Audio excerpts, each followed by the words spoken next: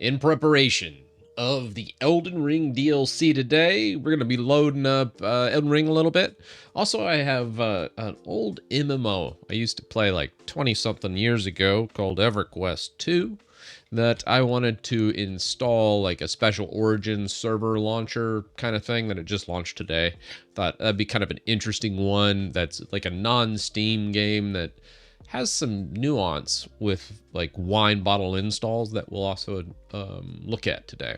So that's the big thing that I'm looking at and seeing about that. So we'll start setting all these things up. I've already done a system update. Everything's looking good on the system itself. We're running this Zen kernel still, 6.9.5. And I gotta say, everything's looking pretty good. All right, Melodork, how's it going? First in. I probably should do like some kind of starting screen or something, you know, where you have like some kind of like advertisement or like a video that plays when you hit start streaming. I don't know.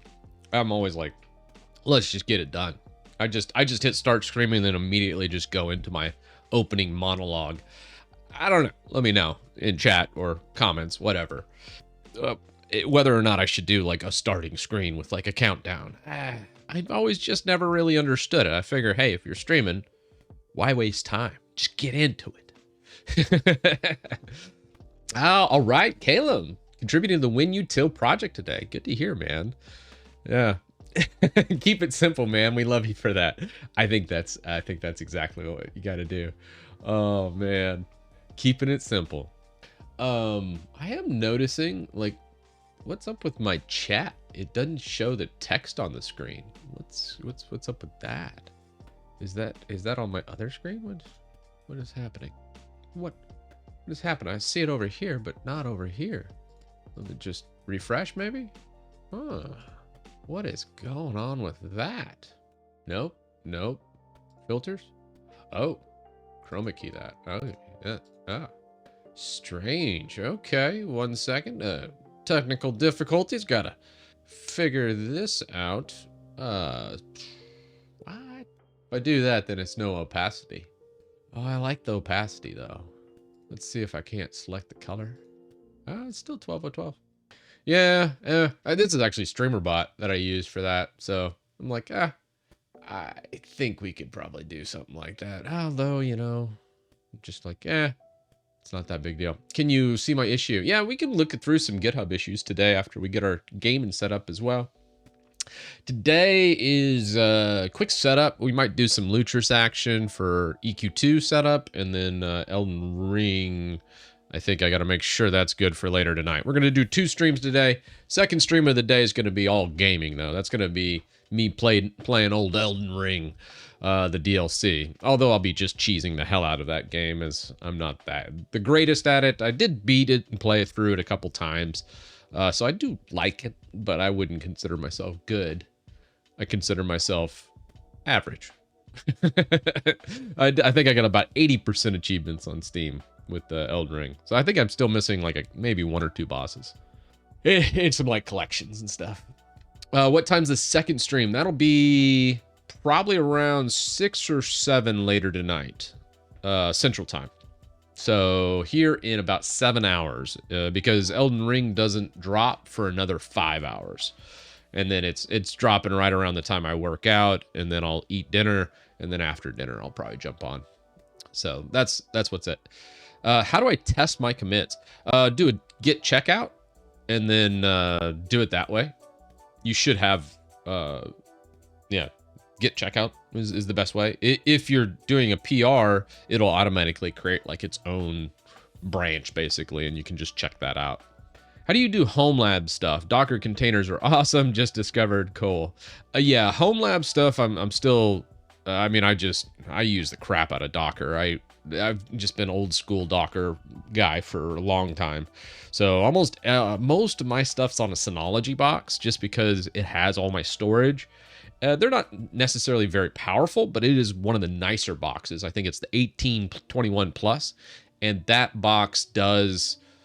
I mean, it's not cheap. It's like $1,500, I want to say, and I got about 100 and something terabytes worth of hard drives in it, all 16, 18 terabyte hard drives, about 8 of them, I want to say. Yeah. So anyways, yeah, that's where most of my stuff's stored. And then it's just in a lockbox hanging on the wall to where it's like, hey, it's pretty secure. It's out of the way.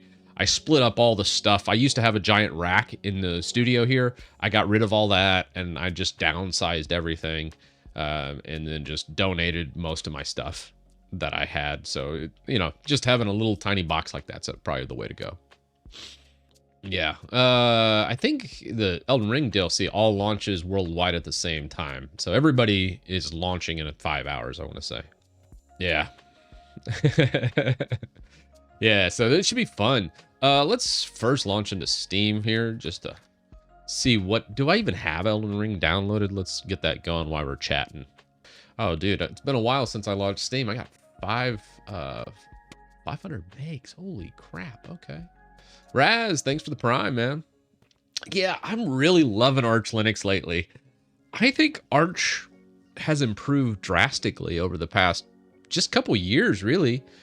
I've done so many just knee-jerk, hey, let's just update my whole system, where I've done that probably like 10 times now, where if we go back 3 or 4 years just doing like a Pac-Man SYU, full system update, normally would break things. Usually you'd run into something that would break. I don't want to jinx myself, so I'm going to knock on wood real fast. But, man, I don't know. It feels like Arch is a lot more... Maybe it's just a skill issue that I had earlier, but I don't know. I expected something to break by now. Again, knocking on wood. And Arch has been crazy good for me lately. I don't know why, but it has. So I don't know. Whatever the Arch team's doing, amazing. just absolutely amazing. How do you get the toolbar with this? This is DWM. Yeah, I think Fezzo is actually working on a commit for this. Did we have Elden Ring? Elden Ring? Elden Ring? Ah, okay. We didn't have Elden Ring on here anyways. Sweet. Here we go. Let's just get that going. Start the download of old Elden Ring. Probably take about 5 minutes or so. I think it's only like 50 or 60 gigs. Ah, it's only 50 gigs. Yeah, probably 5 minutes, I'm guessing. Let's clear this out. Where are we at? I would imagine we get into about 800 megabits per second. Anything less than that and I'm not satisfied. Come on. Keep climbing. You got this. Keep going. 500's not enough. Nope. Keep climbing. 600. Come on, 600. Give it to me. No, don't you level off. Don't you level off in the 500s. Disappointing. Wait. Okay, 600. Guess I'm only getting 600 today. Unacceptable. 10 minutes to download this 50 gig game. Ah, disgusting. Yeah, I think local transfer is way slower than normal download. I agree with you, Tommy. A lot of times, local transfer is a lot slower. In this instance, it is. I want to say when I'm doing it over the webs, I usually get about 800 megabits per second. Set up a Steam cache, and that way you can get games in seconds. Agreed, Dammy. That's crazy. I think it was at LTX. They had a huge Steam cache with all the Steam games. So anybody in the LAN party, the LAN whales that paid for the crazy setups in LTX last year, they were downloading just games in seconds because of that. They did a great job on the setup of the LAN at LTX.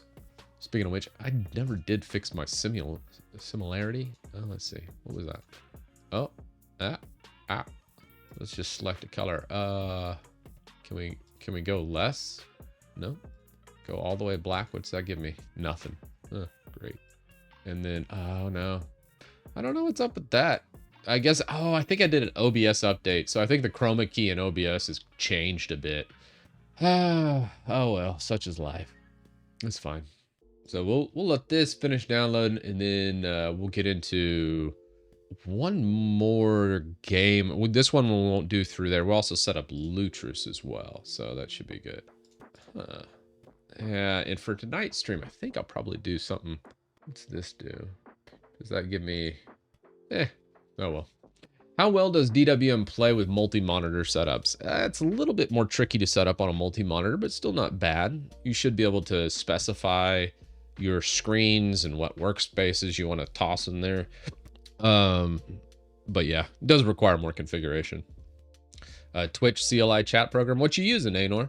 Go ahead and link it. I'm always up for more different Twitch / YouTube chat. Speaking of which, I haven't seen anybody on YouTube. Let me see if YouTube's going. Yeah, no, YouTube's going good. So we got YouTube's up. So we'll get this as well. Let's go to Lutris real fast. And I was gonna get a non-Steam game to kind of show the comparison as well.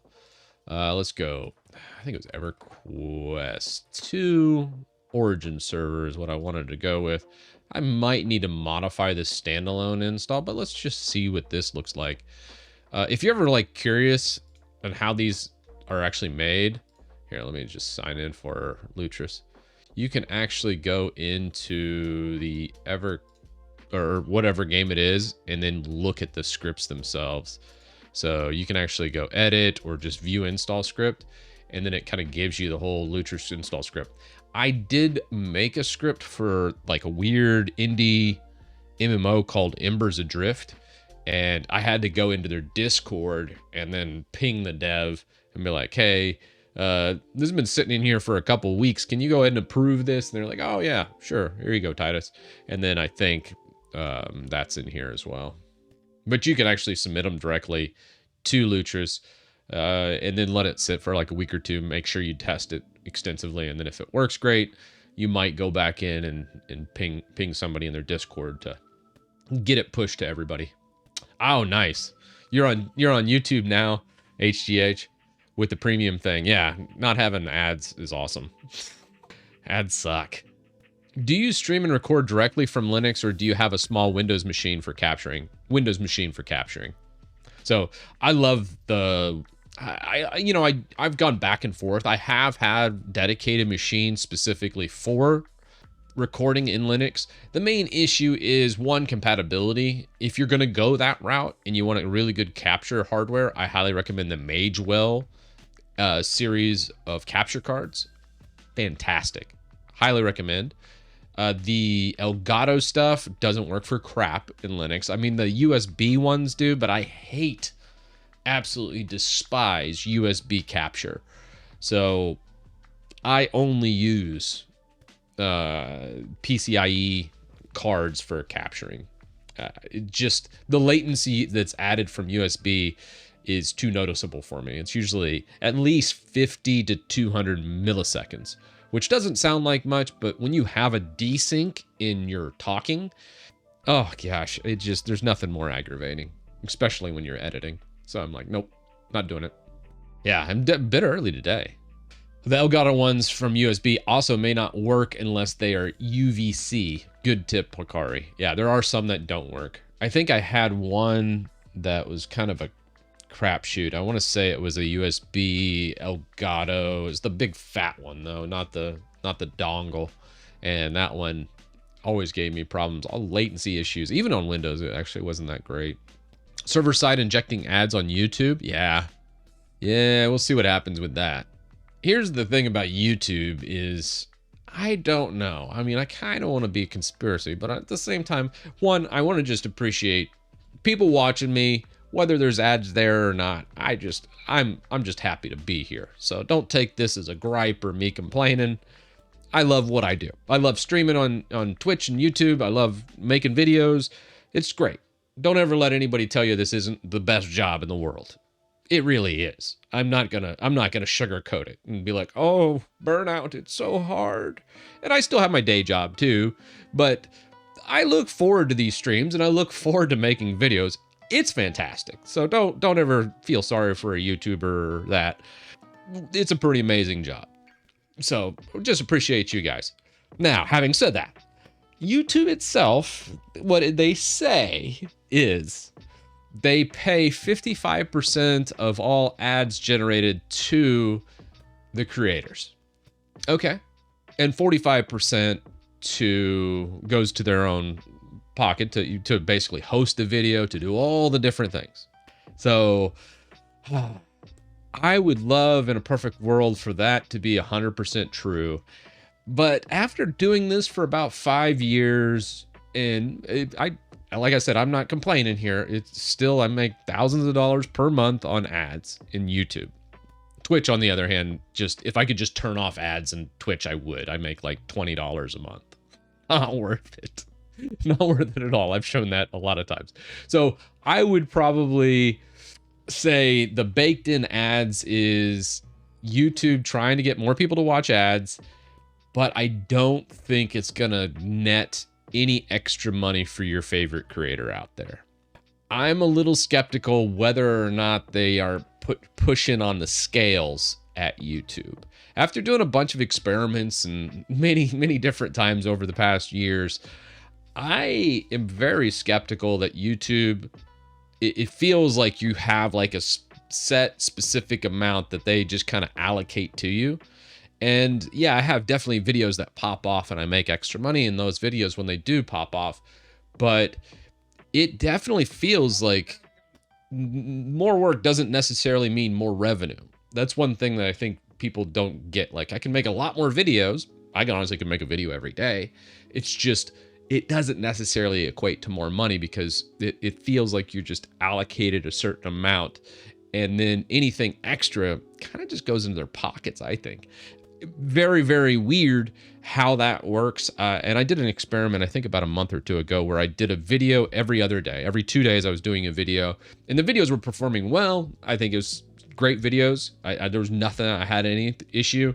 Viewership was solid on those videos, but my viewership count only rose by about, I would say 5%, 5 to 10%, I think is what I equated it to. And I did about 4 or 5 times more work. So just imagine going from working 10 hours a week to working 50 hours a week and getting paid 5 or 10% more. That was kind of like the thought process. Like, well, God bless. I'm not going to kill myself to produce a ton of more videos if you get paid pretty much the same. I was like, I don't get it. Anyways, but getting to your baked in ads, it's probably going to generate YouTube a lot more money, but I'd be surprised if the creators see any extra money from that advertisement getting baked in or transcoded into the stream. I just don't see it, just based on my experiences with YouTube over the years. That's not, like I said, that's not like a shot at them. At the end of the day, they're a big corporation and they're going to want to make as much money as they can. I don't think they quite tell the whole story of that 55-45 split. I don't think it's necessarily true. And that's why I'm always like, hey, if you guys want to use ad block, you want to use Invictus, you want to use GrayJ, you got a whole bunch of different options to choose from. You have at it, man. I don't care. Yeah, you do you. You know, I get it. I don't like watching ads either. So anyways, yeah, that's my small rant. Yeah, there's always some hidden caveats with everything. Agreed 100% Razzle. Love your content. Ultimate video for Linux gaming. Let's see. Video is actually viable through a VM. Yeah, you can do it through a dedicated video card. For hardware intensive games like Cyberpunk, yeah. We've actually shown that many times on the stream. Yeah, the main problem with like Odyssey and those other ones, like as much as I'm complaining about the ad split and stuff like that, we still do get paid. Like the thing about platforms like Odyssey and many of the other ones that people are saying in chat, you don't make any money. You make $0. There's no incentive to put content there. So why would you? That's the main thing. I mean, I hate to be the bearer of bad news there, but as someone that's done this as a living for many years, yeah, there's no point in putting videos over there. I get more people to watch videos, but I don't get paid for it. Why do it? It's just like a whole bunch of extra work for nothing. That's the thing. Don't get me started with the Odyssey team either. I've had dealings with them. Like I said, I'm not a big Odyssey guy. Maybe do it for an ego trip. Well, here's the thing about Odyssey. I was actually I think I was one of the first creators from YouTube to try out Odyssey. And because I was one of their original founders or whatever it was, they gave out 100,000 LBC tokens to everybody that started the platform. I was in that group. So they said, hey, here's a crypto key. You're going to be able to redeem this for 100K LBC.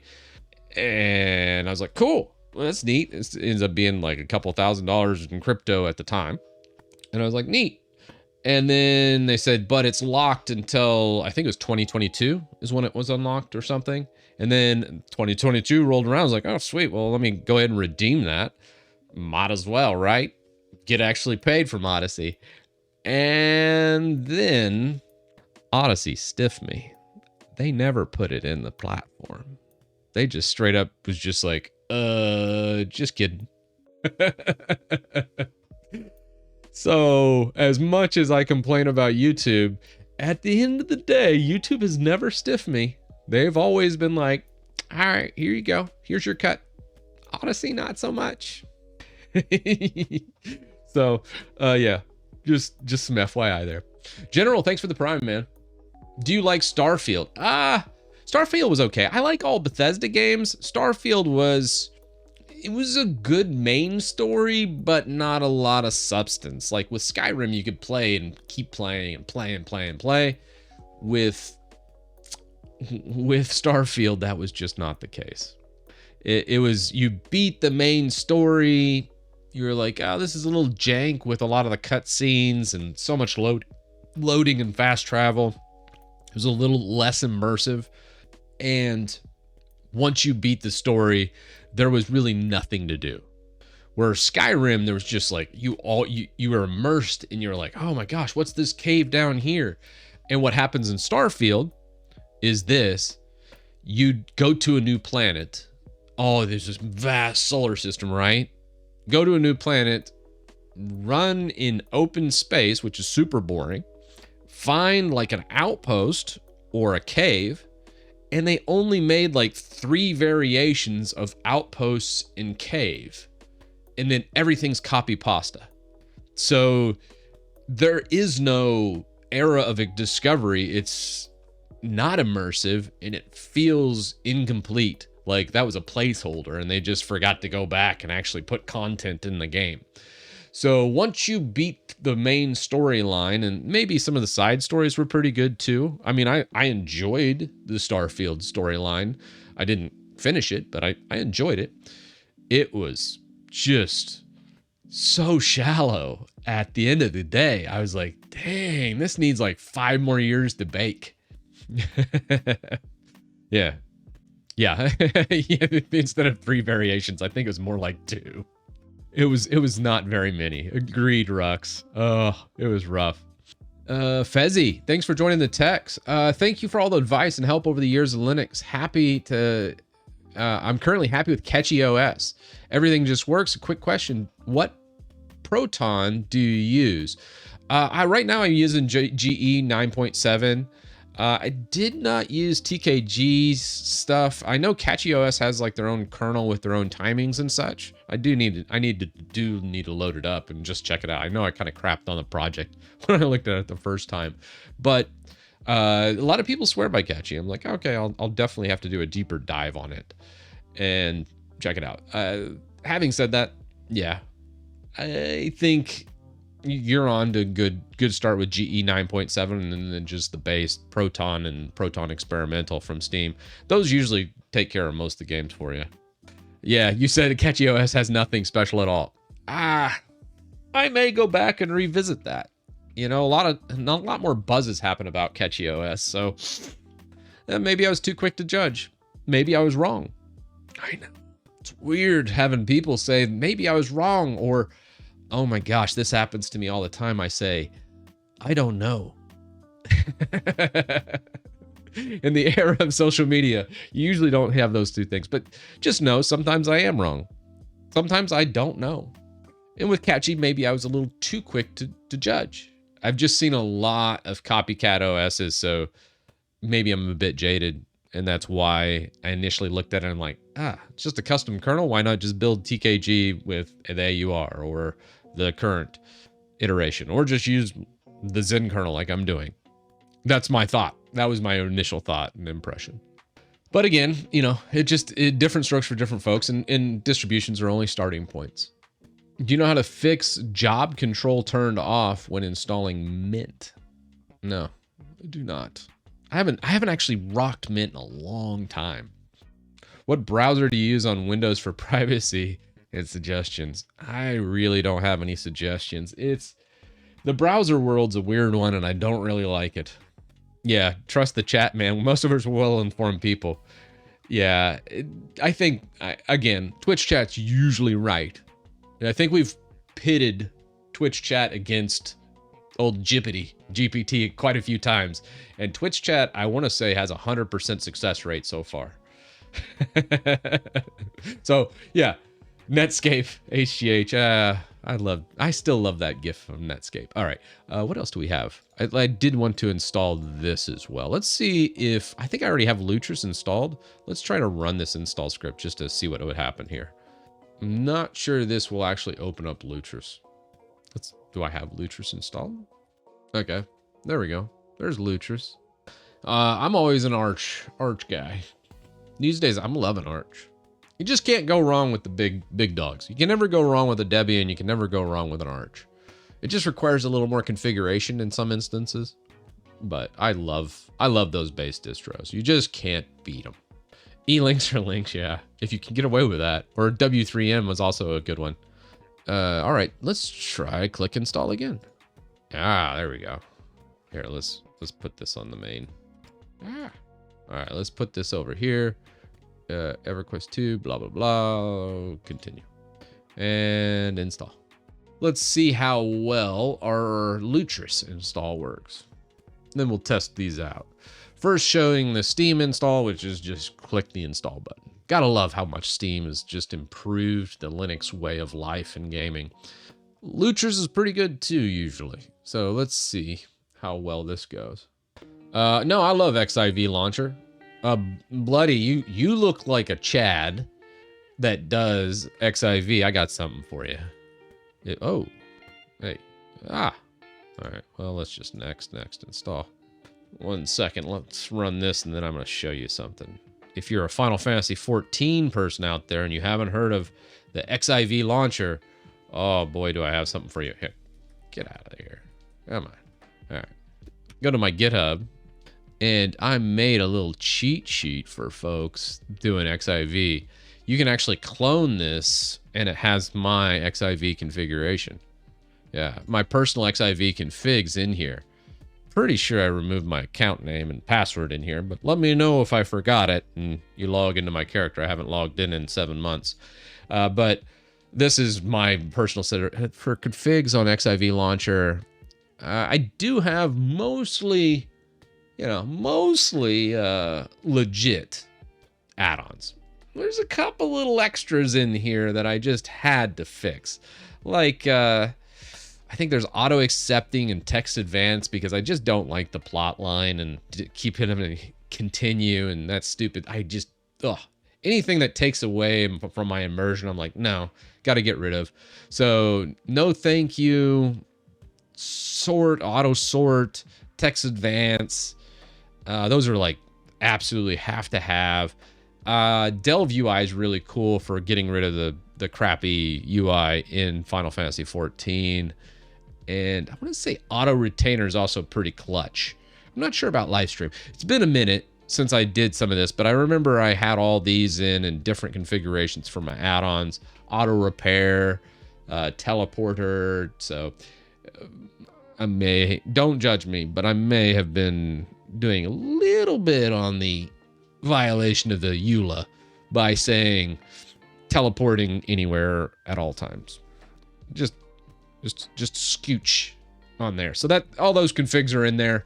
I didn't do that all the time though. Just a little bit. so if you want to look at my config, have at it, man. For those Final Fantasy 14 players out there, I still prefer 11 over 14. So That's the thing, Tommy. I'm in my 40s, and I gotta just tell you, modern gaming kind of sucks. And maybe it's just me being an old man here. In old man terms, like, I mean, just for like a gamer. Most gamers are in your 20s and 30s. There's not much magic in a lot of games where I look at the game and I feel like all you have to do is give them your time and money, and then they just immediately give you the same result as everyone else. I hate that. I hate that there's no expression or skill expression in a lot of modern games. It is a problem. And with Final Fantasy XIV, it definitely feels like a easy, do you have a pulse? Are you a warm body face roll MMO game? And I say that in the most loving way possible. It's not very difficult. And sometimes that's what you want. Sometimes you just want a brain dead game you can just jump on and be like, yeah, just knock this quest out or whatever it is. That's sometimes fun. It is sometimes fun, but it's not challenging. So when Final Fantasy XI, it had a ton of skill expression, and there was a lot of complexity, too much complexity, and it was clunky and just weird. And I loved it. I loved it for that, because they made it to where I know my white mage could outperform 3 white mages at my level, because I had been doing it for way longer and I had way more skill than they did. In today's WoW and Final Fantasy XIV, you might have negligible 5-10% skill expression. Meaning, are you 2 warm bodies? Having 2 warm bodies is okay. It's better than having someone that's really good and just having one of that class. That's not how it used to be. In the old school days, I'm saying 15, 20 years ago, it was a big deal to be very skillful, and you had way more skill expression to where you could make a very big difference if you were good at what you do. And if you sucked, you really stood out and people yelled at you for sucking. I know that's a little harsh, but I feel like every game nowadays has kind of like the kid gloves approach on the MMO side of things, and people are just like, yeah, they just hand it to you. Are you a warm body? Do you have $60 or is it $70 now? $70 probably. And all right, here you go. Press these 3 buttons. You do it on time, cool. You don't do it on time, not a big deal either.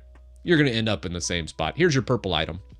That's just my thought process. The Fisher Price MMO, the WoW clones. Yeah. He really is a grandpa.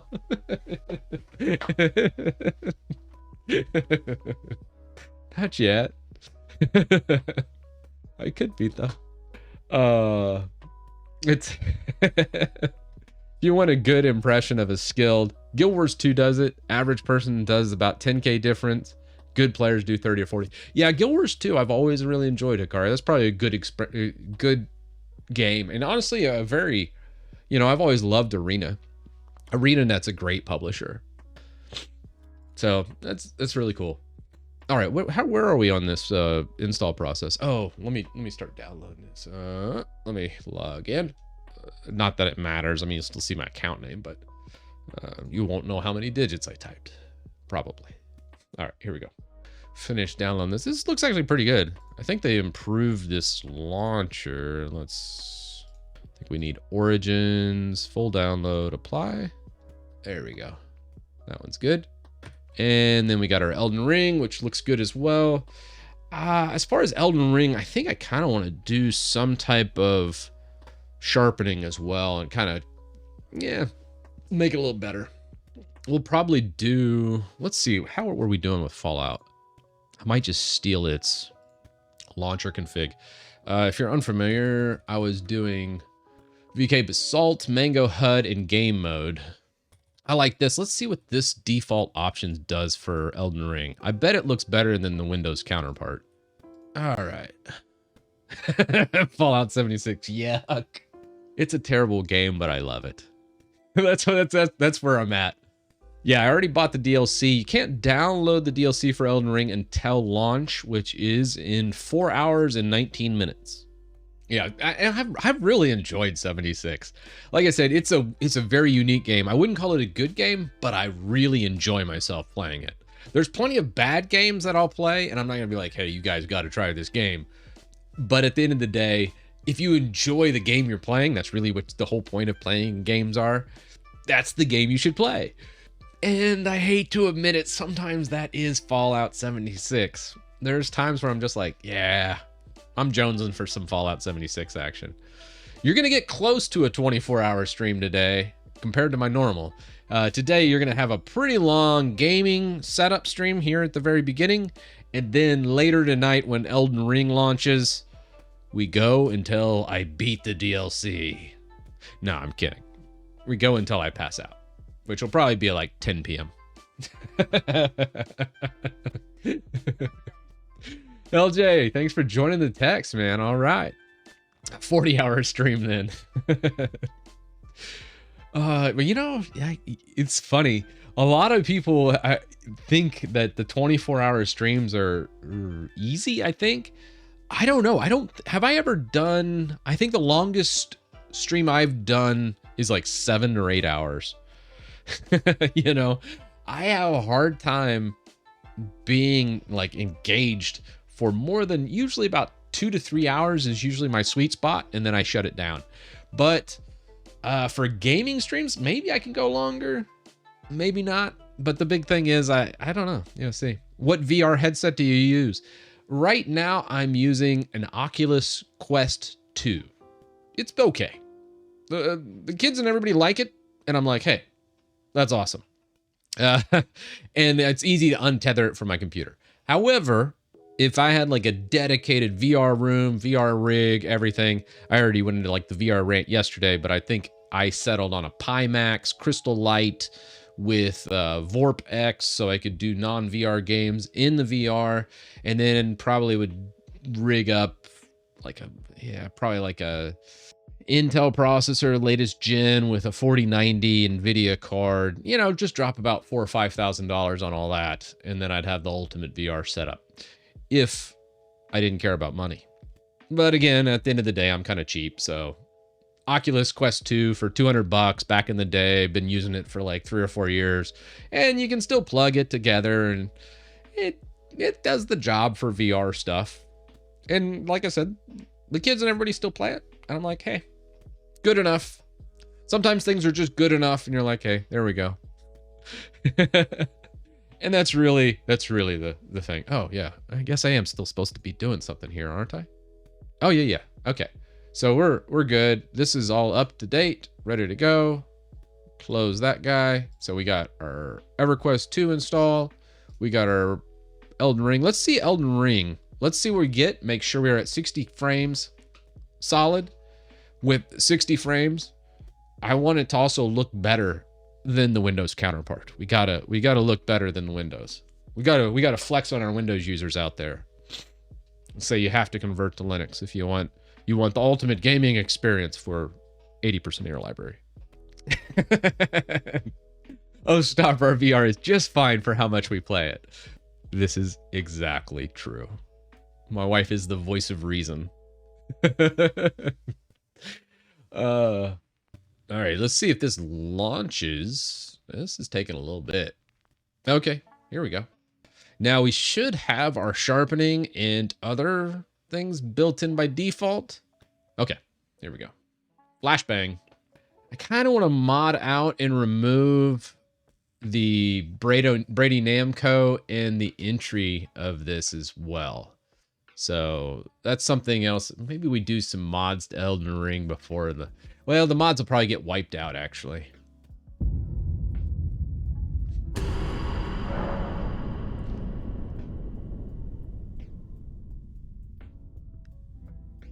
Guys and gals, inappropriate activity detected.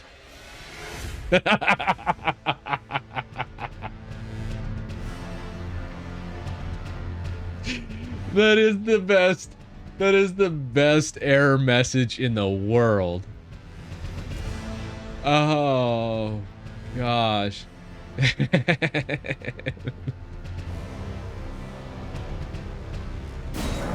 Okay, here we go. Starting in offline mode. Yeah, it should be fine. Inappropriate activity detected. All right, here we go. Let's see how this looks. I kind of think this should... Oh, yeah. That looks great. As far as the... This feels a little... Oh, I'm not used to a keyboard. We have a... Okay.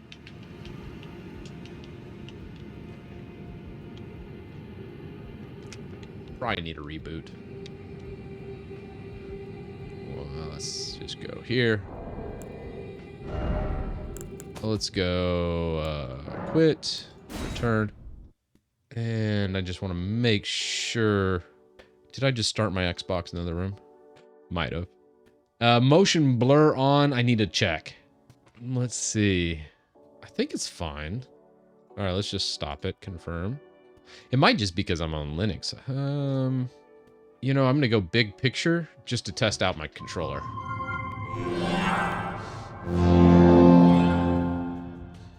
Okay, Xbox isn't on in the other room. Man, oh man. What's happening here? Okay, maybe now? Come on. You know what? Okay. 1 second. Yeah. 1 second. All right. Just gotta move this. Yeah. I blame the 2.4 dongle. Here we go. All right, there we go. Just plug it in. It always works. Here we go. So let's oh. It's a little laggy. I'm gonna get out of big picture mode. All right, now let's try Elden Ring again. Make sure we don't have any, our frame times and everything look okay. Phoenix, I don't know if you know this or not, but there's a game coming out called Elden Ring DLC, and it's gonna be the best DLC of the year. Anybody who is anybody and nobody will be playing this DLC. And if you're not playing it, what are you doing? Being productive? Doing work? That's not what we do here.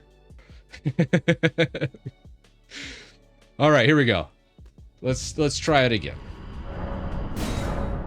All right, inappropriate network. Yeah, got it. All right, so we want just 60 FPS capped, I want to say. How do we think about the sharpening? Let's look at motion blur. I feel like there is some blurring going on. Let's go into our display settings. Okay, advanced settings. Yeah, we got motion blur, junk. I think the rest we could probably leave on.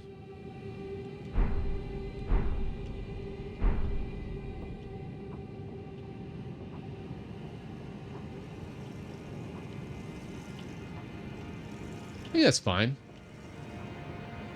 What do you think? You guys could spot the motion blur a mile away.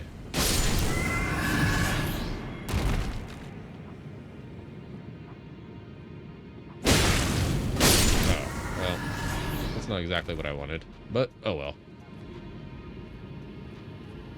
Who are these guys?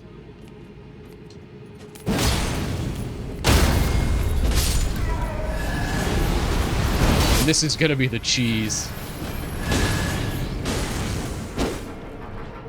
Haha.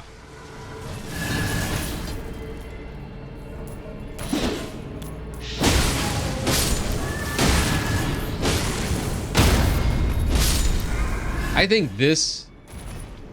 Oh, the game sound is loud. All right, well, let's see what we got for that. Let's fix that.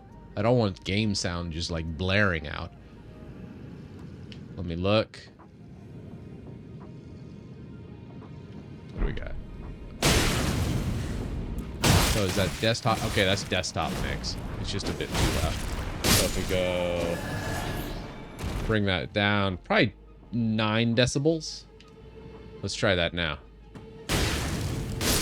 Yeah, it's still hitting into the yellow. Let's go 10 decibels.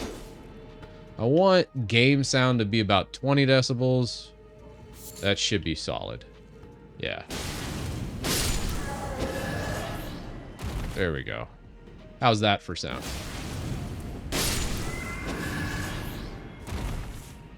Yeah. Yeah, much better. Okay, there we go.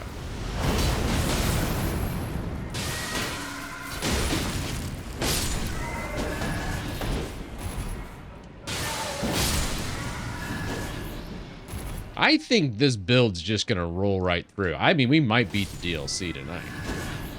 It just feels unfair. Like, I haven't even activated the Great Rune or anything yet. And you can just run into pretty much anybody. So, like, what this is gonna look like, I think, later today, is you're gonna come into here, you'll get your Mimic tier, and you got the little Blasphemous Blade, I think is what this one is. And you can just run into anything and then just instant kill everything. Bosses. A whole bit.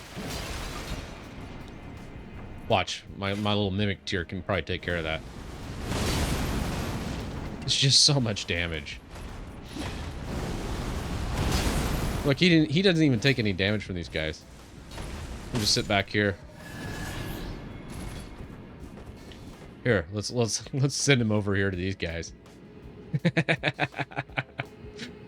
I don't know. I feel like this is just a little bit like cheating. You can unlock Elden Ring FPS. There is mods, Sal, that you can use as well.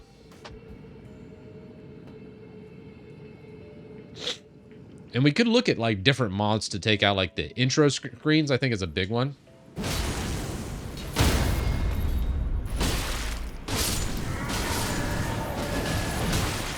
Ah. Oh. Just gonna leave my guy behind. Take care of him. I'm just gonna sit here and drink something. I mean, that's just not really that fair.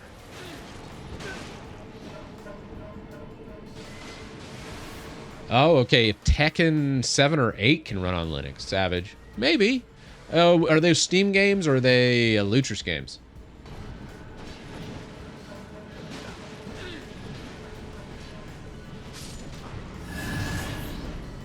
Oh, okay, they're Steam. Did you check Proton DB? Man, look at those guys. They're ganging up on my Mimic tier. You think my Mimic tier needs a little help?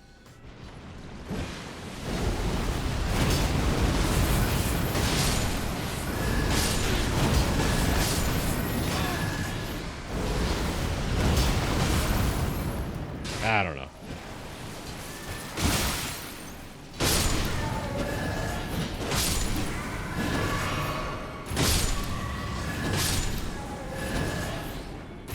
Anyways. There you go. Tekken 7 runs just fine on Proton E. And if you ever need to like wonder about like support for a game, what you can do is come into like protondb.com and then just look it up. Like Tekken 7, I think is what you said. Now, expansion doesn't launch for another 4 hours and 3 minutes. Tekken 7. Yeah, so Tekken 7 should work right out of the box, actually. I don't see anything. GE might give you a little bit better performance, but yeah, runs great right out of the gate. This guy said he is having problems with his configuration. Here's something, too, about Linux gaming that most people should probably be aware of. It's all a little bit different because depending on the hardware and your configuration and your distro, you can run into occasional these things. Where this guy just has hardware that just is problematic. And it's not to say it won't work, but it might not work right out of the box where it does work out of the box from here. This is why you have so many people in Linux go, well, it works for me. Well, it probably does work for them, but depending on your hardware configuration, it may not work for you. So just an FYI, that's kind of what's happening there. Yeah, you know, this is kind of Souls-like, so I thought, you know, I'm okay at Elden Ring, right? And I thought, you know, I'm gonna get Dark Souls. People said that one was really hard. I'm gonna just use that and see how that is. Oops, I need to stop messing up this. It's funny. But Dark Souls 3 just killed me. It was so bad. I was just awful at it. I mean, I was able to beat like the first 2 bosses or so, but then I was like, you know what? Not really for me. Not my favorite.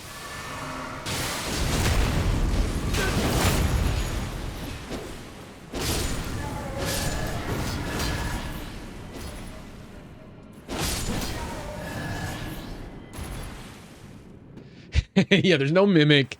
You don't have the cheesy, like, Taker's Flames like this. I mean, that's just OP.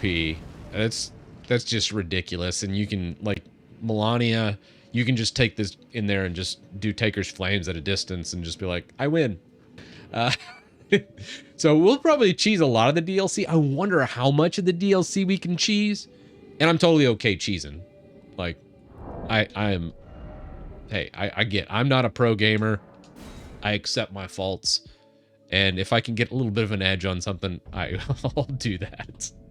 And I think I'm pretty set to go. Like, as far as level up goes, I'll probably throw another one in Vigor just to have a little bit more hit points. The rest of this is kind of balanced between all these. Like, Strength and Dex is a little bit on the heavy side. I honestly could rebalance this for more health. And I'm a little heavy on Faith as well. Just to give myself a lot of options in the DLC.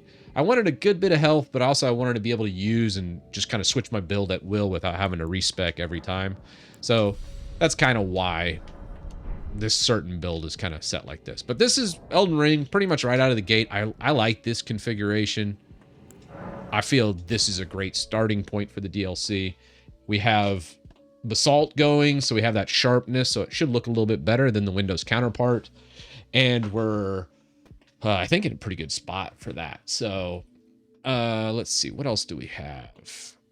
Yeah, and if you're curious about my profile settings, this is what I'm using. I'm using VK Basalt with a custom config, Mango HUD for just displaying FPS, so you can always kind of see what my FPS is. Game mode run, so we lock into it like that high performance chip on Linux, and then we just have command. This is like my stock config I like to paste in almost all games. Some games are a little bit better than others. It just depends, but that's my thought process behind it all. Oh, thank you for the previous video on the BIOS settings on the mini APU.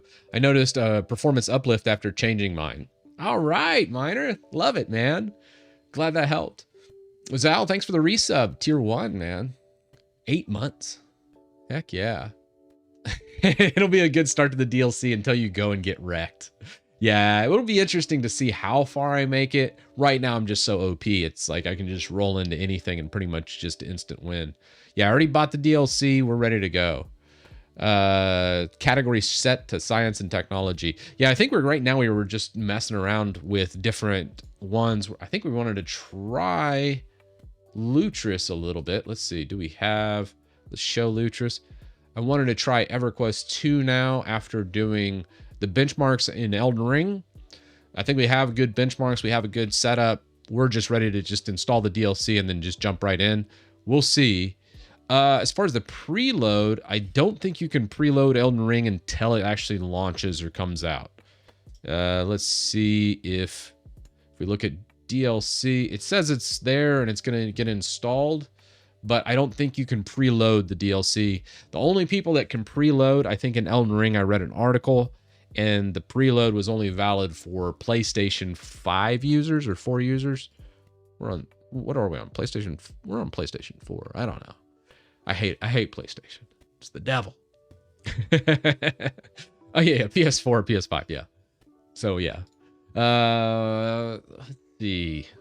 Well, I think I'm still a little salty about PS5. So here's the story. Here's the story. I'm still a little salty about that PS5 dying after like a year. And I only played it like 10 times. And I would go to turn it on and it was just bricked. Dead as a doornail. I was like, I mean, PlayStation, the actual software is really neat and how it's made in BSD. And or based on BSD. It's really neat how PlayStation does a lot of their OS. And I understand the appeal to consoles. I really hope, this is my hope, that the Steam Deck really changes the game when it comes to consoles and PCs. Because PCs, this past 5 to 10 years, really, everyone was coming out with their own launcher. It was just kind of a bloated mess. Everyone was using Windows, and it just was not a great experience for the average gamer. And then consoles have steadily gotten a little better. You know, they used to be like 720p, 30 frames, which is just awful when compared to the PC counterpart. Now there's a lot less of a spec difference. It still exists. I still think PC is the winner, but it's way less evident. And the thing that console does better than PC is it's just such a good closed ecosystem where you just throw a disk in, you hit install, and you hit play. So anyone can do it. You never have to worry about updating drivers or anything that might interface with it, to where console is just usually a better experience overall. But the Steam Deck in the past year or two really has shown us PCs can be like that too. You can just go and just have one thing in there, whether that's Steam OS, something like Bazite, just an immutable OS that sits there and it doesn't do weird updates. You're not needing 5 or 6 different launchers. You just have one interface. You hit install and you hit play. That really is the future. And I am kind of cheap. Yeah. Also, native clip recording is infinitely simpler on consoles. Yeah. So the deck's not great yet, and it's just like the first iteration, but this is the very first iteration of it, and it's already pretty darn good. And I'd even go as far to say, for a really basic user, the Steam Deck could be a better experience than the actual PC in a lot of instances for the first gen. So I am extremely excited over what happens in the next 2 years, specifically with Linux and immutable distros and gaming. That is just, I'm just so excited about. It's going to be amazing. And the funny thing is, when I bought the Steam Deck, I really thought I would never play it. I was just going to make a video or two, and then it was just going to sit in my corner until I donated or sold it. And I'd say at least once a week, or maybe even a couple times a month, I'd say at a minimum, I'm pulling out the Steam Deck, getting it up, laying in bed, and it's just such an enjoyable experience. Why do you like Bazite so much? It's just Fedora with tweaks. I think the big thing with Bazite, it emulates a lot of what SteamOS makes SteamOS great, or the Steam Deck great. It's immutable, it works really well, and there's very little configuration that needs to be done out of the box.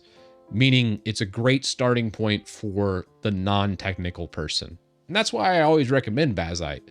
I don't personally use Bazite. I did for a couple weeks, and I did everything under the sun in Bazite. I'm like, that's awesome. You can do a lot in here, even as a technical user. But really, the main appeal to Bazite is it's really just meant as an entry point, and really it's meant for everybody. Specifically, gamers is really what it targets, much like the Steam Deck. There's a lot of overlap between the Steam Deck and Bazite, and you can even put Bazite on the Steam Deck if you so choose. Bazite wins it for me.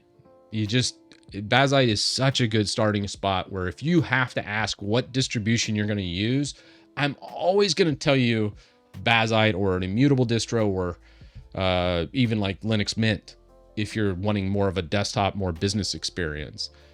Those are distros I really don't use necessarily in my day-to-day for my daily driver, but I recommend them because if you're asking what distribution to use, typically you're still pretty new in your journey, your Linux journey, and you need something stable. You need something that's not going to just break because you did something silly or you copy pasted something you shouldn't have on the internet. And those distros really kind of make it easy for you. What flavor of Arch would make the most sense to graduate coming from Mint? I would just say go with Vanilla Arch. Arch is an amazing learning experience, and there's so much to it. Once your first iteration of Arch will probably end a disaster. Let's first preface this. But your second, third, fourth, or fifth, it feels like it gets better every time I do it. So the old saying, it's just a skill issue. A lot of times it is just a skill issue with Arch, and I love that. You should be required to do at least one vanilla Arch. And I would say, for me personally, the first time I installed Arch, well, I was drunk. And I don't advise that for the first time. I actually recorded it and put it on my channel. The drunk Arch install. That wasn't actually a gig or me just playing around. Me and my wife did come back from a holiday party, and I was rather lit. And I, at that time, was making a video every day on YouTube. And I was like, I have to do the video. I'm going to install Arch Linux for the first time. And she's like, you are not serious. But that whole video was just the first time. And probably if I would have done a little bit more on the read the manual and done a better breakdown and actually install it, probably would have gone better. But at the end of the day, it did work, and I did get to the desktop on my first install back in 2019. So there's that. Says the guy that wrote a broken Arch install script. Yeah. I mean, it just depends. No, my wife doesn't do tech stuff. Drunk LFS. Oh man, that would not end well. You would totally bork that up. Oh man, I forgot about that, Hikari. Yeah, so when I started, I wasn't doing the 2 PC setup for streaming and that. And yeah, that was fun. I accidentally hit the start streaming button while I was like doing, I think at the time I was looking at how to optimize streams, and I accidentally hit start streaming. So I was sitting there eating potato chips with no cam, and I think I was streaming to like 60 or 70 people, and chat was just going crazy behind, and I had no idea. I want to say I streamed for like 45 minutes or an hour, and chat was just losing their mind. It was hilarious. They're like, this isn't real. Someone better get a hold of Chris before he does something on his computer, because he doesn't know he's streaming. That was great. Did you quit drinking? Yes, I did. I did. Sadly, my liver could not take it anymore. Went to the doc, and the doc was like, hey, the reason why you feel really bad after drinking is you have, I think it's Gilbert's disease and then fatty liver as well. And that kind of kicked off my health kick.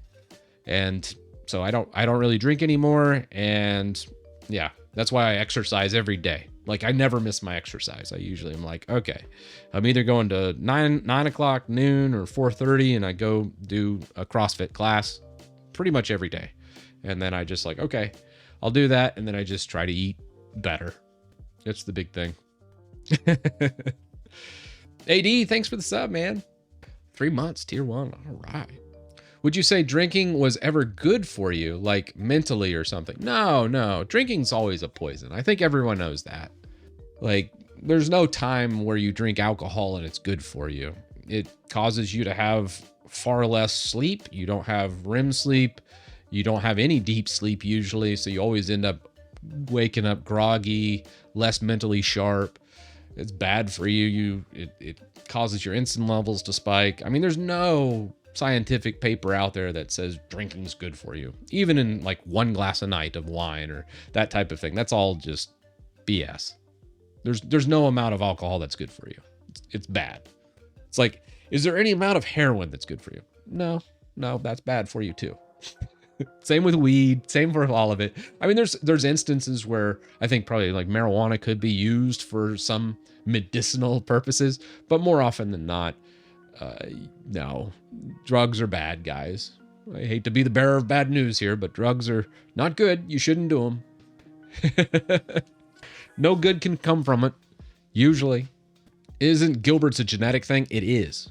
It is. Yeah.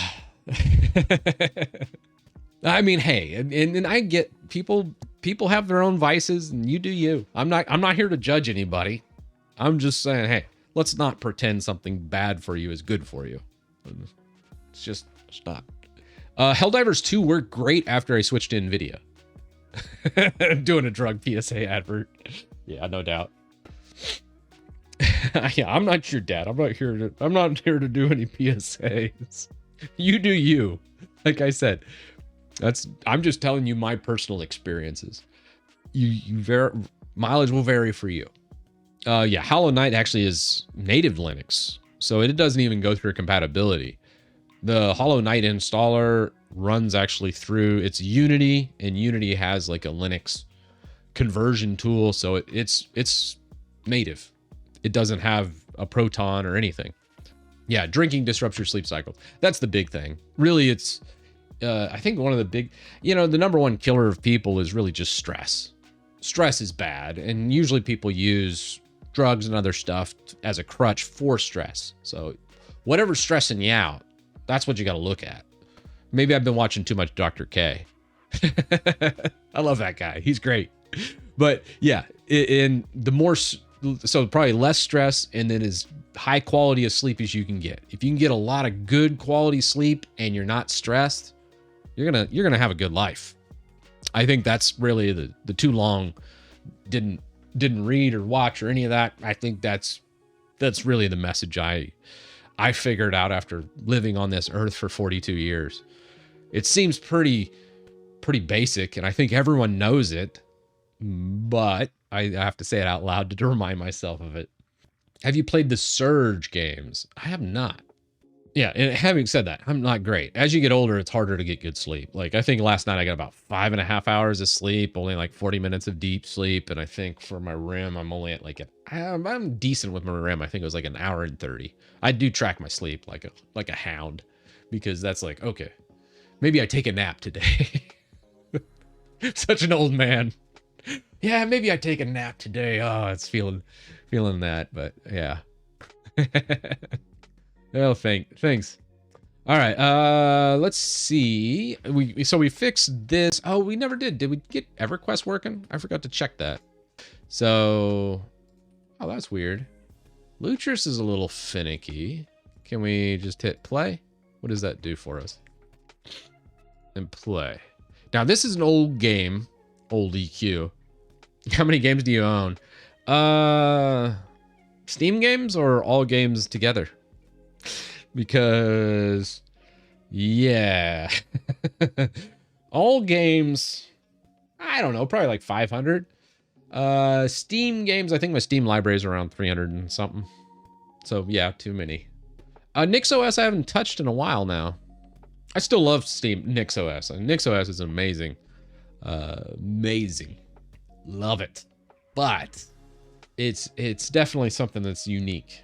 But I love how you can replicate NixOS so easily. And you can do everything that you normally do in your other distros. It's just done a little differently on Nix. But I really loved it. How many games did you finish? Ooh, not many. Baldur's Gate, I finished. Fallout 3, I definitely 100%ed that game. Elden Ring, I finished. I'm thinking. There's definitely more. But those 3 I finished. Baldur's Gate 1, yeah. Lord of the Rings. I don't know if I ever... Oh, yeah, no, I did finish. I finished both Shadow of Mordor and Shadow of War. Yeah. So there's a few in there. All right, Zero. Where can I send you a screenshot? Discord's always the best. I think NixOS is your ultimate tinker's distro. I really love NixOS because you can just like leave it and then come back at any time, and then everything is exactly how it is, how it was, and then minor reconfiguring. Yeah, I did notice the Elden Ring was getting flagged.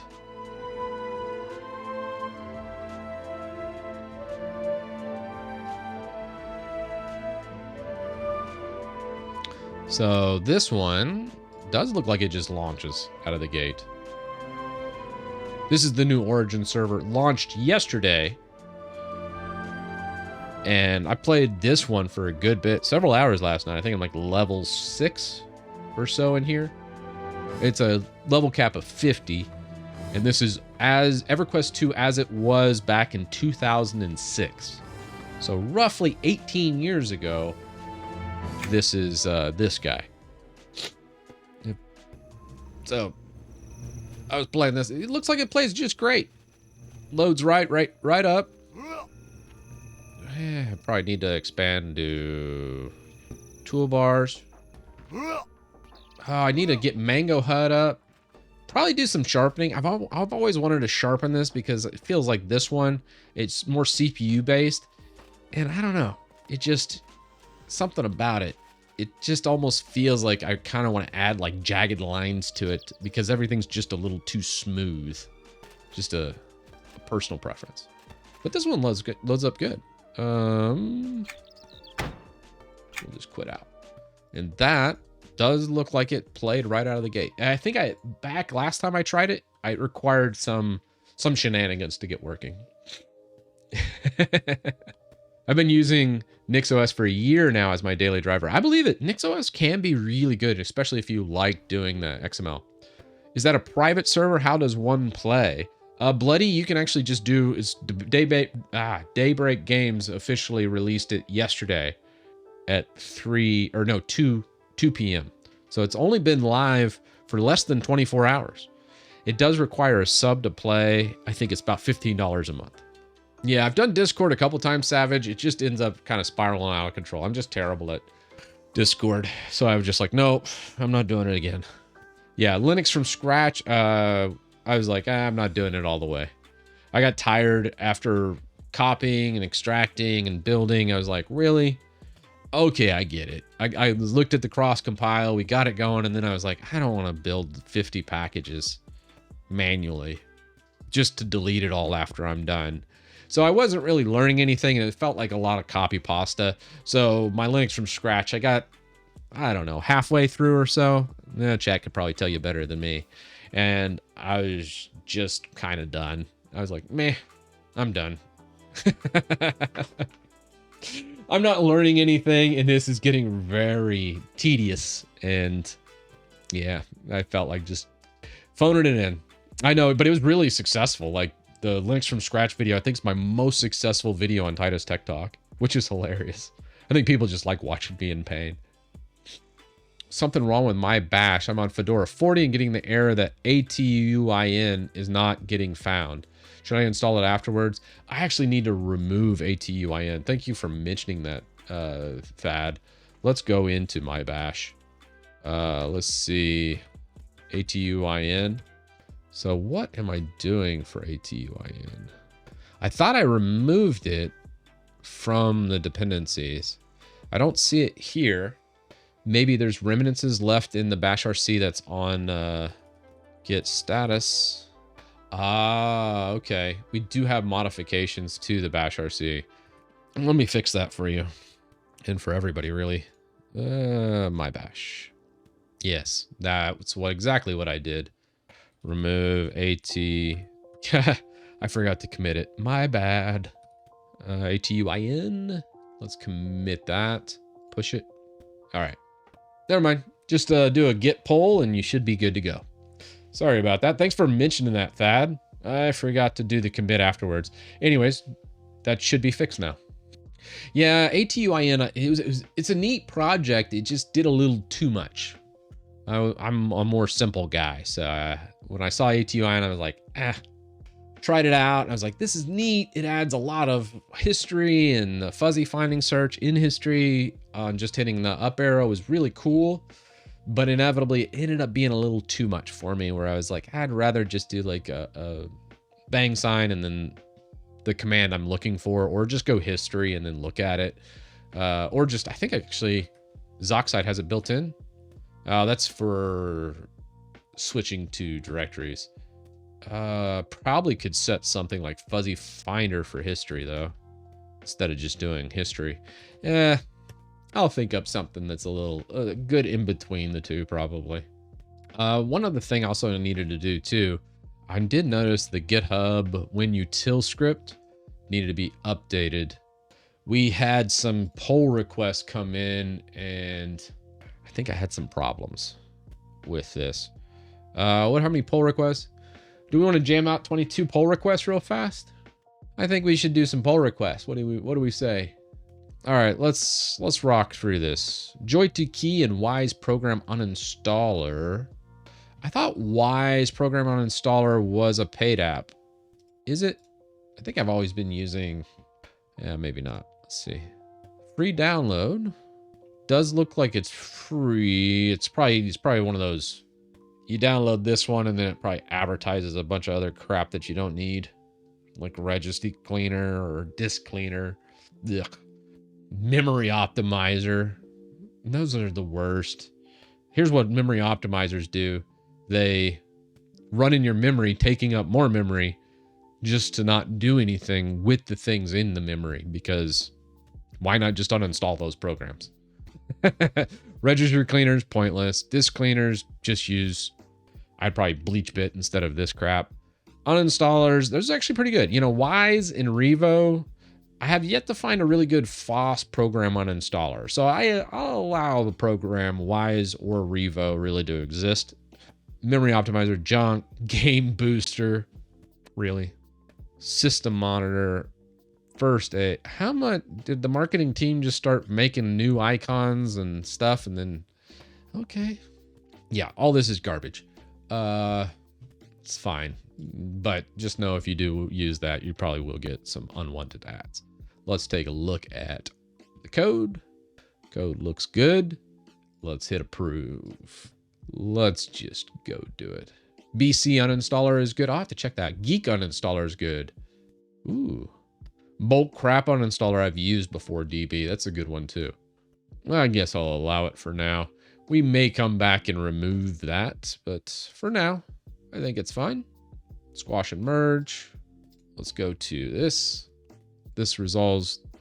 Oh, all right. Look, I love OG MRK. He's always good. Let's see. What do we have? Swap magic wormhole to Croc and simply have both in. Manual installers. What's Croc? Easily and securely send things from one computer to another. Has anybody ever used Croc? Oh, geez, I'm late to the party on this one. Almost 67,000 stars. Wise Memory Optimizer isn't good. I didn't even need to install it to tell you that, Savage. Every memory optimizer I've ever seen, I'm like, why does this exist? This is neat. Brew, Nix, Linux. I kind of dig it. Okay. Open source, Croc. I think we use that. All right, great. Let's look at the code itself. Adding that, we got Croc, and all that looks good to me. Submit and remove. Looks like unit tests went through okay. Squash and merge. Use wormhole instead.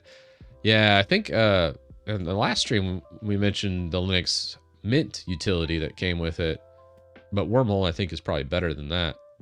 Let's see, Terracopy and Ambi White Noise apps. Terracopy. I used to use Terracopy all the time. These days I don't really mess with Terracopy. I honestly prefer to do like CLI RoboForm if I'm doing a big copy. But everything else looks fine here, I suppose. I don't know what Ambi White Noise is though. Let's look up this app. A lot of these PRs I end up like finding new applications. I'm like, oh, I need to use that. I already found Croc, which is kind of a win. Focus, study, or relax. Sounds for every mood. All right. A sound app. Interesting. Yo, Chris, when I run the toolbox, go to the section tweaks, I won't show me the option for laptop. Did you remove that? I did remove that. Originally, we were doing power throttling for laptops and desktops, but these days, there's not really a point in doing a laptop option because we don't do power throttling anymore. The only time where you'd want to change any of those settings when you're doing it, which let's just let's go over here. Let me run it and I'll show you. I know it's not a WinUtil day, but I wanted to ask you, is it possible to add unintended YAML to MicroWin ISO to skip the Microsoft account process? Probably. I'm sure we could work something out like that. Let's see, what do we got? There's one laptop setting I do recommend, depending on your laptop or your use case. I don't particularly like this, so, you know, to each his own. Go tweaks. And so when you go standard, typically on a laptop, if you use hibernation, set hibernation as default, good for laptops.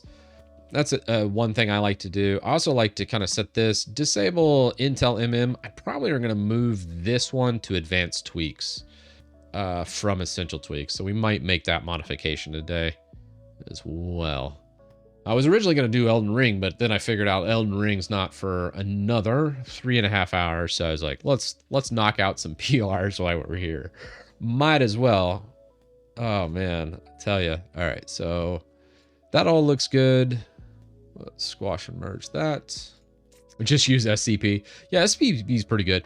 The one problem with SCP is if you have a huge file and there's any kind of interruption during the file, SCP's not the best.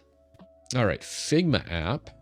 Okay, let's see. Figma is not FOSS, and on top of that is Adobe. Adobe is everything opposite of FOSS.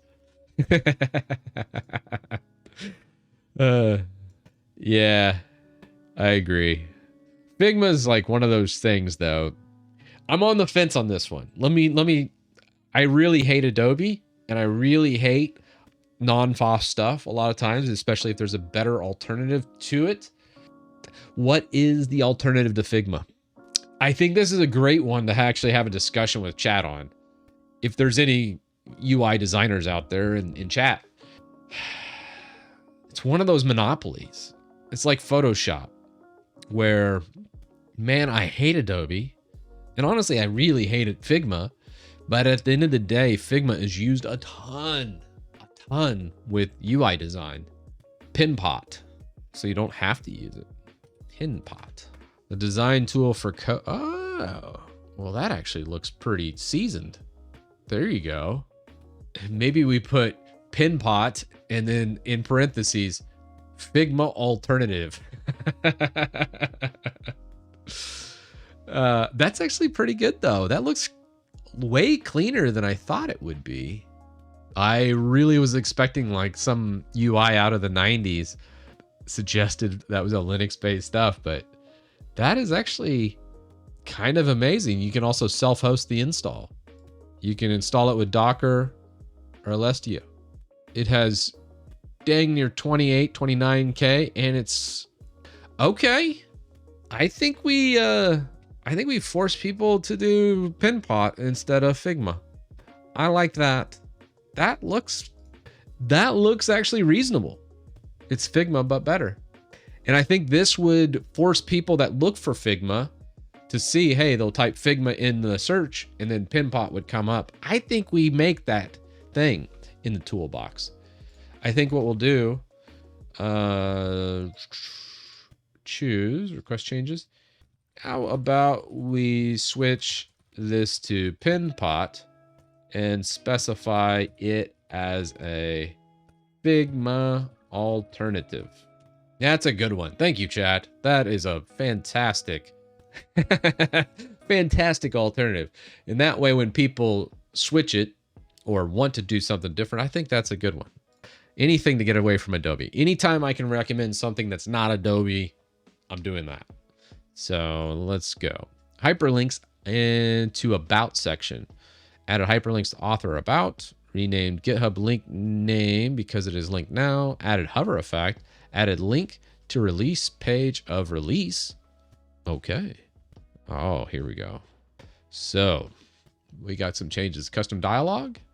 Define the regex. Define hyperlinks formatted HTML. Okay. We're matching that.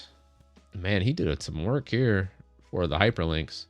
This is specifically, I think, MicroWin usually has some HTMLs in plain text instead of actually being there with hyperlink. I like it. Okay, yeah, that should work. Let's give it a whirl. This one I want to check out before we actually use it. So what we're going to do here, let's launch WinUtil. PowerShell has been updated. Please restart your shell. I think, I don't think that's actually working. Let's just do an IRM. The one thing it's trying to update my PowerShell with the profile. I need to probably change that profile, how it does it. Just a thought process, what I'm thinking. Anyways, let's install PowerShell. I like Canva. Canva's okay. It'll be interesting. Yeah, Canva bought Affinity. Hopefully they don't ruin it or make it subscription based. And then I'm gonna be like, forget Canva. Yeah, I think that's broken. I just noticed that, Rux. It was like, that was the second time it was supposed to update this. Life is subscription based. Man. I just hate all subscriptions. Honestly, I just hate all. Any kind of monthly recurring payment, whether it's a loan, whether it's anything. I am like adamant about getting rid of anything that's like that. I am a very big proponent of having 0 recurring charges. If you can get away with it, man, that should be your life's goal. Yeah, because I mean, think about it. How I think about it when it comes to recurring charges is that makes any kind of recurring charge, like mortgage is probably the biggest one I can think of in life that everyone kind of has to do at one point in time. You have to work. There's no ifs, ands, or buts. And if you lose your job or something, think of the stress and just how shackled you are to that, where if you could get rid of all those monthly payments and you no longer have a good, reliable source of income coming in, it's not as big of a deal. And that gives you so much freedom. And it also, I think, lowers your stress levels by a considerable margin to where you're going to probably live longer than the guy that has, or the gal or guy or gal that has like 10 or 20 or 30 different recurring charges. You know, just my thought process. All right. That's good. What happened to, what did I do with that GUI? Huh, anyway, being poor is expensive. It's hard to get out of, though. It is. I mean, there's so many, like, you know, poor, middle class, all of that. I think there's definitely something about like golden handcuffs. Yeah, if you ever heard that phrase. And basically what it means is you're buying like either at or above your means a lot of times, and you'll go buy like a brand new car or buy a huge house or all those things, and then you get shackled to that life where you're constantly having to go do the thing that you may not enjoy anymore. Or maybe you have to go do something that you don't like just to make the money to pay the thing. And that just sucks. I know that from experience. I'm not shaming anybody. Trust me, that was me. I've done that, and I'm like, oh, why did I do that? Chris, you idiot. All right, we got this installed. Oh, that looks good. Oh yeah, PowerShell crashed because we did an update. That's why I had to relaunch. All right, that's all very good. Now let's do a checkout of WinUtil. Let's get pull. Wait, can we just check out main? Yeah. You know, something I haven't done. This would be an interesting one. You know how when we do compiles, WinUtil, I think I was actually talking to Conti, and Conti was like, oh, you just need to do a git remove dash cache. Hopefully this doesn't break the project. I think it's cache. Yeah. Let's just commit this. Remove WinUtil tracking. I feel like that's going to be a lot better. So the idea behind this is WinUtil.ps1 is the completed script that everybody runs. And by removing the file and the cache of the file, it'll get automatically rebuilt and put into the GitHub on every single commit. So there's no reason to track it. Although when I do lazy G, I think by default it does a git add dot, which would go ahead and add it back, which might be problematic. Let me see. Let's come back into WinUtil. I'm kind of curious to see what this does. The cool thing is now that we have all the releases working, that we could easily revert back to everything at any point in time and just be like, oh, no worries. Just grab, yoink, and grab that PS1 file. It's so nice. So much better than doing the branched approach that we were doing. Oh, man, Colt. Oh, I feel bad for him. He got a mortgage he didn't need to pay bills and money to spare to gamble. Now he's having health issues. Oh, my gosh. I can't. Oh, man. That's awful.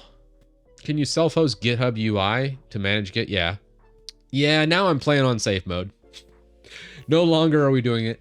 Also, when I'm doing the christitus.com/win, I'm actually changing that link manually in the background.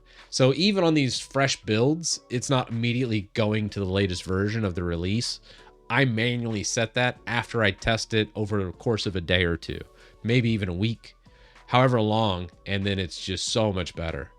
All right, let's go details. That should be good. So if we go back to WinUtil, you'll notice, crap. That, I don't think that worked. That's 13 minutes ago. Nah, that was not good. All right, well, think about this for a second. Bummer. Okay, when it makes each release there, it's not quite how I want to do it, but yeah, it's close. Let me think. Oh, life would be so boring if you didn't break things or fail. It's true. Sometimes it doesn't feel good in the moment, but afterwards, the sense of accomplishment. There's nothing like it. There really isn't. But that initial panic where you're like, ah, crap, what did I do? That's just living. That is living. Let's compile. Let's go WinUtil. Okay. Now let's do a git checkout of, I wanted to check this my drift user right here. 2080. Let's check that out. Oh, I don't have it here. Let's just launch it. Ooh, man. Well, that's all right. We'll live and learn. Let's go GitHub.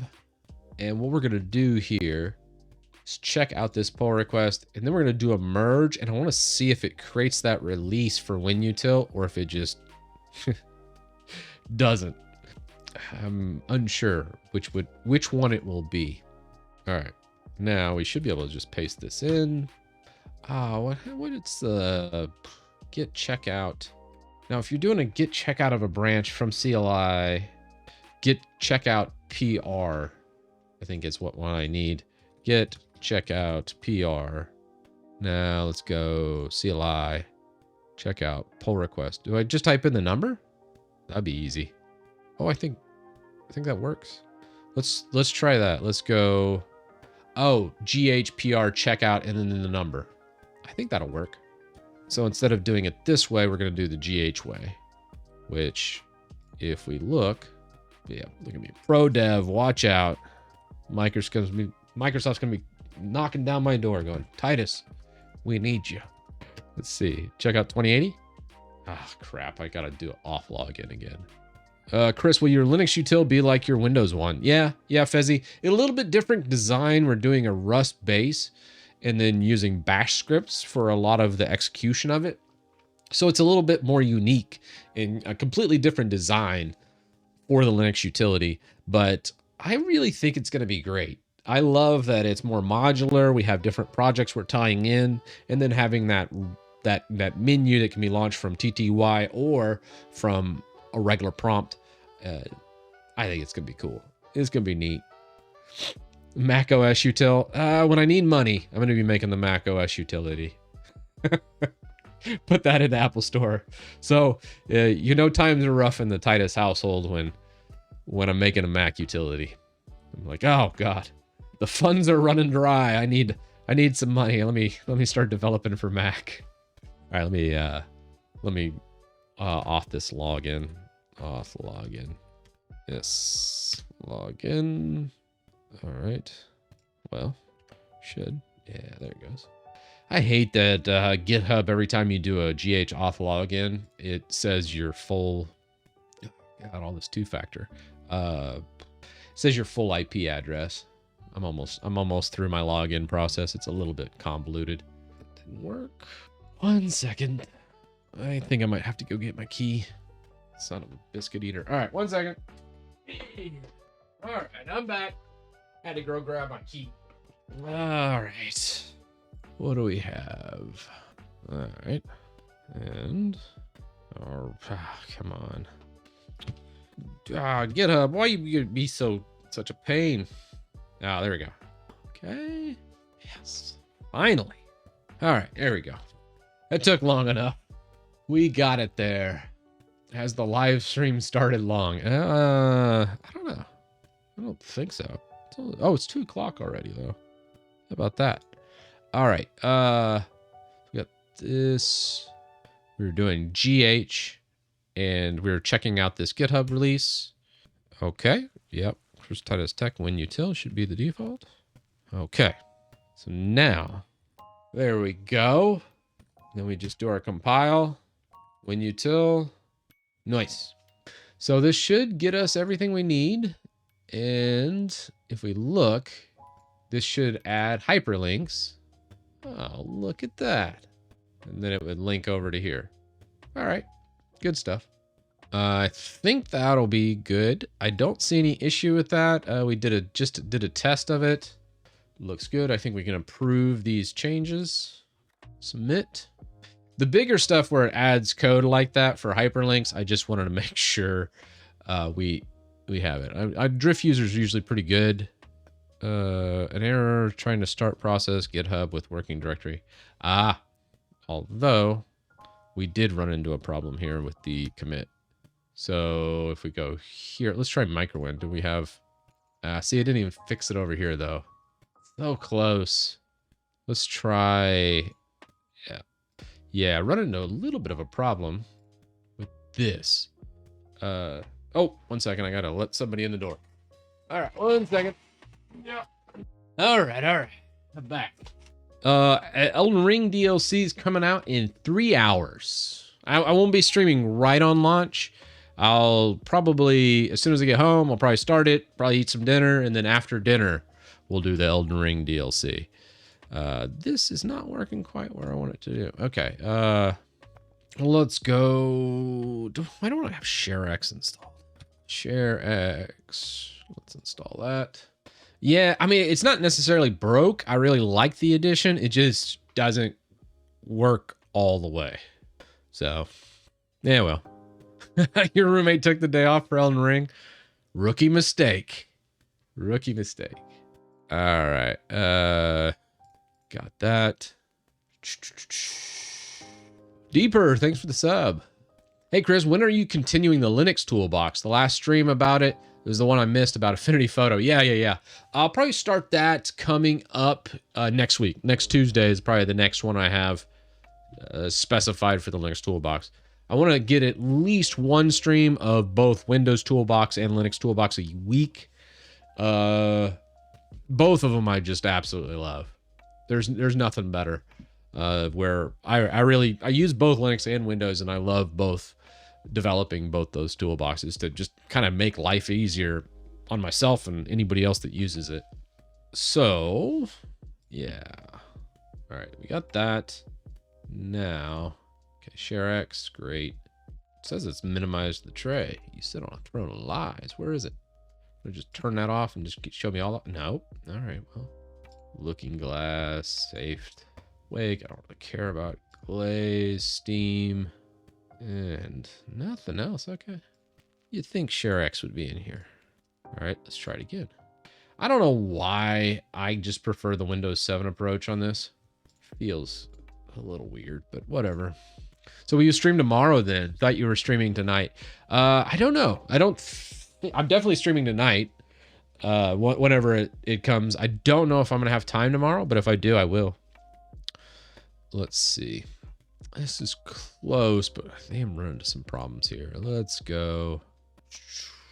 I'll just do it in Linux. Probably like a Control P should work. Pablo, thanks for the Prime. There we go. We'll just copy this guy.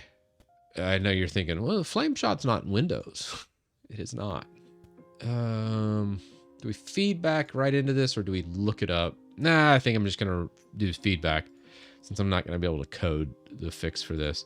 Request changes into hyperlink error when clicking on link after compiling. So we got that. But yeah, I think that's one thing. You know, I'm kind of thinking about this too.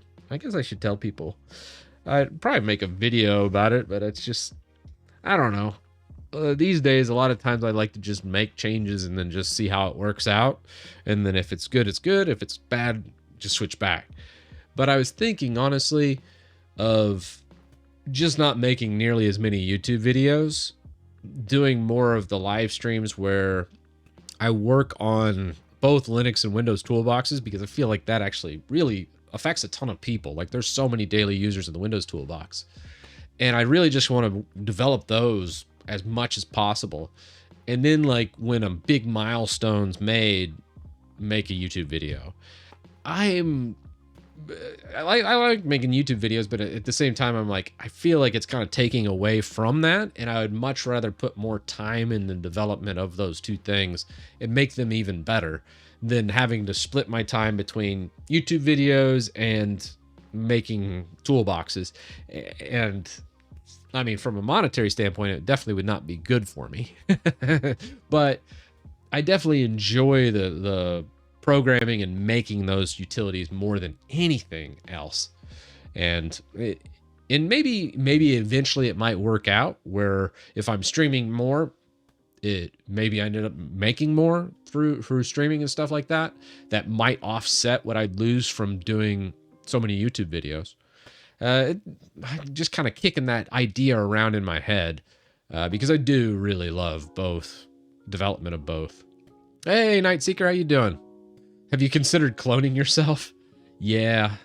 And I also still have my day job too, usually on Wednesdays, which I do enjoy going into. It's actually kind of nice. A lot of times I can just go in and be like, hey, what do you guys need? You know, they'll be like, oh yeah, we got these couple of these issues you can take a look at, and it's much less taxing. So I really enjoy that. You know, recommend growing more arms, less ethical issues. Good pro tip there, Rux. So yeah, and I might tinker with that here in the upcoming 6 weeks or so and just see how it goes, and just try and I'm gonna at least get one more stream in and see how we do it, and then just not make a YouTube video until we get a good update going. A good update might be 20 something PRs here. I'll tell you that though. Holy crap. Now, I don't think this actually ran from the actions menu. Let's see. Yeah, the release failed is what I thought. Building the run space. WinUtil because it does not exist. I think we need to change this. Let's go back. Let's switch back to our main branch and fix this up. You could do more stream highlights then. Yeah, that's true too. It just depends on the highlight. A lot of times I miss that. All the pro streamers end up hiring somebody to do it. Maybe eventually. Git stash. Git stash drop. Let's go git switch main. There we go. Git pull. All right, so we're up to date. Everything's here. Let's go into .github. All right, GitHub. What do we have? Workflows. What do we have under workflows? Be under release.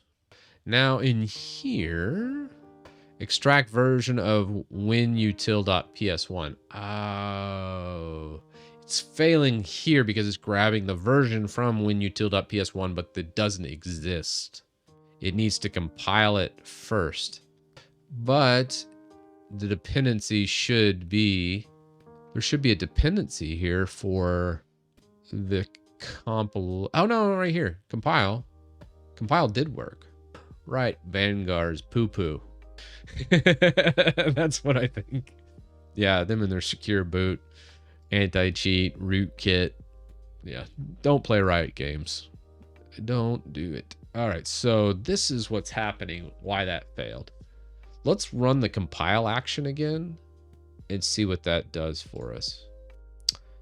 Let's go actions. The comment should be ensure compile. Oh, well, let's see. What was compile? What'd this look like? I feel like let's run. Can we run this manually? I don't think we can trigger this. Let's make that happen. So what we're going to do is come into our GitHub Actions workflow.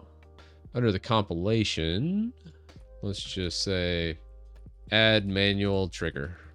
Can't remember. I think it's on workflow dispatch. It's just a really easy fix. So like a one-line fix here. So push branches and then this. Just a manual trigger. That looks good. I want to just be able to manually compile it and just see it's there and see what that does. The git rm we did earlier might have messed things up for the release, but I want to see if we manually trigger it, we rerun it. Let's also add this into our release section so then we can test it over here too. So we have our workflow types, run, workflow dispatch. All right. So then we're just adding manual triggers for the compile and release so then we can test it properly. Then let's come over here and GitHub desktop. Oh, there's actually extra spaces between push and branches. That's what the other fix was. Add manual action. Yeah, add manual action or manual trigger. Yes, commit, push. Oh, gee, gotta fix that. I do have like a protected branch, so it doesn't actually like doing it that way. I end up, one of these days I'll figure out GitHub. Oh man. All right, git status. Let's make sure. What do we have? Lazy G. Let's just, can we just not do a git push? Now we have the actions in there. Let's come back to here and go to actions. We have the manual triggers, and now we should be able to go into each action and run them manually to make sure we have everything. Yeah, you know me, Rux. I make no promises. So we have the new workflow dispatch event trigger, so then we can just click run workflow. Same with the release, should be the same. This should not, okay, it's queued. That's done. Then the release should come happen, and it fails because it's unable to find WinUtil from the compile. If we look here, it doesn't make the WinUtil in the base directory. Ah, darn it. I thought I could untrack WinUtil and then still get those triggers done. Sure, Calum. Remind me again what PR we got. I'll just look at it right now. I need something to distraction. Was it my bash or what was which rich repo was it? Oh, the little critters. It's a VS Code pets extension. Mine are the top two. Hey, let's take a look. Let's see. Update tweaks JSON. I think this one, let's see, what do we do? Out file. Yeah, this is actually incorrect. You aren't escaping this. You're also, you are escaping here though. So probably revisions needed for this guy. You look at the edit. Oh shit, I don't want to do it in the HTML. Yeah, you just got to be real careful about how you do your escapes. So whenever you do a backtick in these scripts on the JSON files, they require the 1 / is an escape, and then the preceding character from that / will get omitted. So if you have a / and then edge removal, well, it's actually going to be read in as environment:temp removal. It actually escapes the E, where if it was the / is actually read as a special character. So to use the special character, you have to use 2 /. I probably just explained that incorrectly. I'm thinking back on how I said it. I'm terrible at speaking. You got what I mean though. 2 / is good, 1 / bad. So that's the changes I would request. Escape the / properly in the out file. And let's look at the other one. Edge, GeForce Experience, and Task View tweak. Let's see what we got here. So always try to discard your WinUtil.ps1 file, just as good practice. Maybe that might be something I'm doing too. Let's see, what else do we have? Cleanup of spacing. Not a whole lot. That's not that big a deal. It's cool. That's cool. And that's good. Install NVIDIA GeForce. That looks good. Looks good. Don't see any syntax errors. And then for tweaks JSON, you have task view. I do hate task view. So that toggle's should be good. I think the type is actually incorrect here. Maybe not. I'll have to compile it and look. And then, oh yeah. No, you got it right here. So we got the toggle status, just adding the widget. Don't see any issue with that. And then we have a brand new private function. I think that'll be okay. Yeah, I don't really see anything wrong with this. I'll definitely have to put it through the motions and do a test on that kind of tweak. What else do we have? We need to fix this compile and release of this. If you ever got a chance to test OpenSUSE Kalpa or Aeon based off of OpenSUSE MicroOS? No, I have not. I need to, Grix. All right, let's fix this actions. Ooh. So it adds this manual trigger. Where does it? Let's look at the compile script again. And then we can check out that GitHub release. So looking at this, we're doing an auto commit action, specifying compile script. The compile script builds it, but does not put it in there because it's not a tracked file. So how do you add a file to GitHub but not track it by default? How is the project going? What stage of project would you say you're at? I'd say it's far along. It's really hard to say because it's just evolved so much. Like this started as just a basic PS1 script, all CLI based, that I used to set up systems at my work. And then I started modifying it and adding questions, and then we added a GUI using like WinForms, and then it morphed into what it is today on the Windows project. So I never intended it to get to where it's at right now. So I'm just gonna keep programming, and wherever it goes, it goes. That's where I'm gonna go with it. Hey, how's it going, Mun and Code? Just fix the issue. For some reason, it is part of the task view tweak PR. Yeah, we can straighten it all out. I don't see anything here. Let's see. I'm almost tempted to just toss WinUtil back in and just be like, forget it. Let's see. Let's just ask. Could ask the old AI gods and be like, hey, how do you add a file into GitHub but not track it? So let's do that. Let's ask how to add a file to GitHub but not track it. Yeah, it's not a Chris stream unless we use some Jippity. So we already have the git ignore.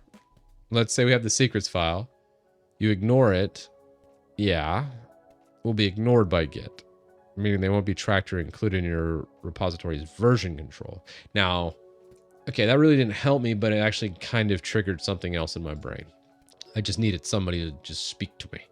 So we don't have the WinUtil PS1 file. What if we created it? But if we look at the git ignore right here, we can see WinUtil PS1 down here.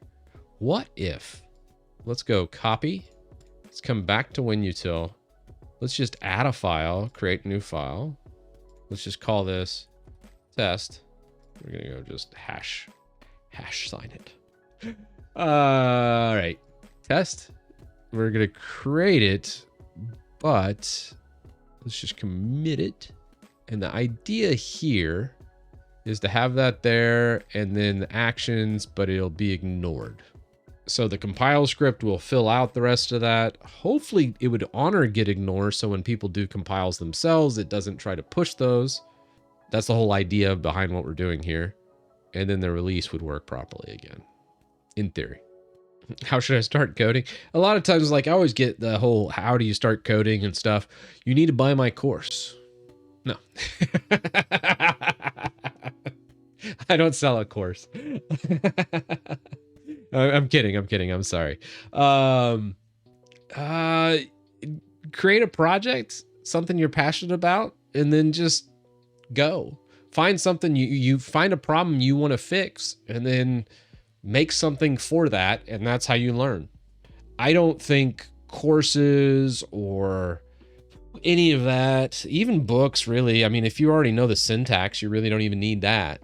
It's good to fall back on stuff like that, or have it if you don't have the base knowledge. But once you learn like the base knowledge, which you can get free on YouTube, or just look up the language, like Rust has their own thing, and just sit there and reference it.